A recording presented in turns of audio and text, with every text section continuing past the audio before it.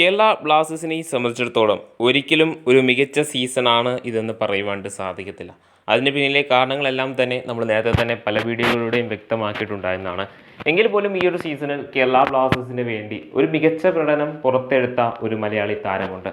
മറ്റാരുമല്ല, എബിൻ ദാസാണ് ആ ഒരു താരം. കേരള ബ്ലാസ്റ്റേഴ്സിനെ സംബന്ധിച്ചിടത്തോളം ഇത്ര മികച്ച രീതിയിൽ ബ്ലാസ്റ്റേഴ്സിനെ പലതവണയും രക്ഷിക്കുവാനായിട്ട് എബിൻ ദാസിൻ്റെ ഒരു മികച്ച പ്രകടനം പല മത്സരത്തിലും ബ്ലാസ്റ്റേഴ്സിന് വലിയ ഒരു അസറ്റായി തന്നെ മാറിയ കാഴ്ചകൾ നമ്മൾ പല മത്സരത്തിലും കണ്ടതാണ്. കേരള ബ്ലാസ്റ്റേഴ്സിനെ സംബന്ധിച്ചിടത്തോളം ഇനി കേരള ബ്ലാസ്റ്റേഴ്സിൽ നിന്നും ഈ ഒരു താരത്തെ ടീമിലേക്ക് എത്തിക്കുവാൻ വേണ്ടി പല വമ്പൻ ഓഫറുകളും വന്നേക്കാം.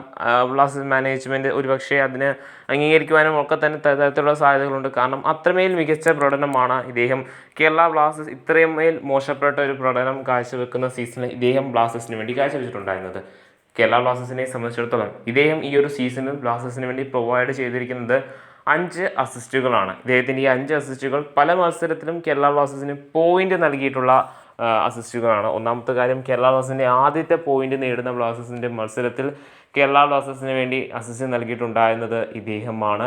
ആ ഒരു കോർണർ കിക്കിൽ അജ്സൽ ഈസ്റ്റ് ബംഗാളിനെതിരെ ഗോൾ അടിച്ച സമയത്ത് ഇദ്ദേഹമായിരുന്നു ആ ഒരു കോർണർ കിക്ക് എടുത്തിട്ടുള്ളത്. കേരള ബ്ലാസ്റ്റേഴ്സിനെ സംബന്ധിച്ചിടത്തോളം ഒരു മികച്ച ഇന്ത്യൻ സെറ്റ് പീസ് ടേക്കർ അല്ലെങ്കിൽ ഒരു മികച്ച പ്ലേ മേക്കർ റോളിൽ കളിക്കുവാൻ കെൽപ്പുള്ള ഒരു കെൽപ്പുള്ള ഒരു താരത്തെ നിലവിൽ കേരള ബ്ലാസ്റ്റേഴ്സിന് ലഭിച്ചിരിക്കുകയാണ് ഇദ്ദേഹത്തിലൂടെ പല മികച്ച പ്രകടനങ്ങളും, അതായത് ഈവൻ കേരള ബ്ലാസ്റ്റേഴ്സിൻ്റെ ആദ്യ മത്സരം വിജയിച്ച സമയത്ത് ബംഗളൂരു FCക്കെതിരെ പോലും എബിൻ ദാസിൻ്റെ ഒരു പ്രകടനം എടുത്തു പറയേണ്ട ഒരു കാര്യമായിരുന്നു. അദ്ദേഹത്തിനായിരുന്നു 2 അസിസ്റ്റുകൾ നൽകിയിട്ടുണ്ടായിരുന്നത്.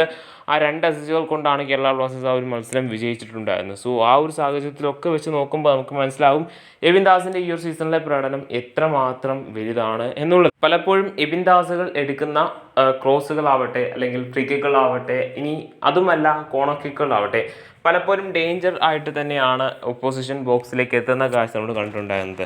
ഈ ഒരു സാഹചര്യത്തിൽ ഉറപ്പായും എബിൻ ദാസിന് ഒരു മികച്ച കോൺട്രാക്ട് എക്സ്റ്റൻഷൻ തന്നെ ബ്ലാസ്റ്റേഴ്സ് ലോങ് ടേമിൽ പ്രൊവൈഡ് ചെയ്യേണ്ടത് മാനേജ്മെൻറ്റിൻ്റെ ഭാഗത്തു നിന്ന് വേണ്ട ഒരു മികച്ച കടമ തന്നെയാണ്. അത് കാരണം അത്രമേൽ ഒരു ഡിസേർവിംഗ് ആയിട്ടുള്ള താരമാണ് എബിൻ ദാസ് എന്ന് പറയുന്നത്. ഫ്യൂച്ചറിൽ ബ്ലാസ്റ്റേഴ്സിനെ ഒരു ബിഗ് അസറ്റ് ആവാൻ കെൽപ്പുള്ള താരം കൂടിയാണ് ഇദ്ദേഹത്തിൻ്റെ മികച്ച പ്രകടനം ഇനിയും ബ്ലാസ്റ്റേഴ്സിന് കരുത്തേകുമെന്ന കാര്യം ഉറപ്പാണ്. വരുന്ന മത്സരത്തിലും ഒക്കെ തന്നെ ഇദ്ദേഹത്തിന് ആ പ്രകടനം കാഴ്ചവെക്കാൻ സാധിക്കട്ടെ. അറ്റ് ദ സെയിം ടൈം ഇദ്ദേഹത്തിന് ലഭിക്കുന്ന പ്ലേയിങ് ടൈം കൂടി കൺസിഡർ ചെയ്യുകയാണെന്നുണ്ടെങ്കിൽ ഇദ്ദേഹം മികച്ചതായ ഒരു പ്രകടനം വളരെ ചുരുങ്ങിയ സമയം കൊണ്ടാണ് കാഴ്ചവെക്കുന്നത് നമുക്ക് മനസ്സിലാക്കുവാൻ സാധിക്കുന്നുണ്ട്. ആ ഒരു സാഹചര്യത്തിൽ ഇദ്ദേഹത്തെ ഇനിയും ബ്ലാസ്റ്റേഴ്സിന് മികച്ച രീതിയിൽ ഉപയോഗിക്കുവാൻ സാധിക്കട്ടെ എന്ന് നമുക്ക് പ്രതീക്ഷിക്കാവുന്നതാണ്.